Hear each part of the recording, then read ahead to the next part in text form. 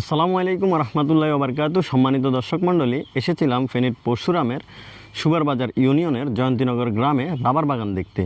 পরশুরামের এই রাবার বাগান কিন্তু ফেনীর মধ্যে খুবই বিখ্যাত। ভ্রমণ পিপাসু মানুষেরা এই রাবার বাগানে আসে ঘুরতে এবং এখানে ছবি তুলতে।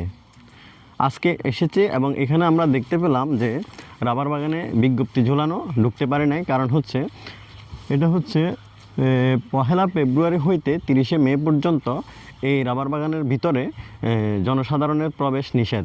কারণ হচ্ছে এই বাগানের ভিতরে সংস্কার চলতেছে এবং মেইন যেই কারণটা আমার কাছে মনে হয়েছে সেটি হচ্ছে গাছের পাতাগুলো একদম ঝরে গেছে, সবগুলা শুকিয়ে একদম ঝরে পড়ে গেছে, যার কারণে নিচে একদম গাছের পাতা ঝরে আছে। এখন যদি জনসাধারণ কেউ প্রবেশ করে, অনেকেই আছে সিগারেট খায় বা যে কোনো কিছু আগুন নিয়ে ঢুকে, তো এখানে আগুন লেগে যাওয়ার সম্ভাবনা থাকে এবং বাগান ধ্বংস হওয়ার সম্ভাবনা থাকে। তার জন্য আসলে এই বিজ্ঞপ্তিটা টানিয়ে দিয়েছে এবং আপাতত এই রাবার বাগানে জনসাধারণ প্রবেশ নিষেধ।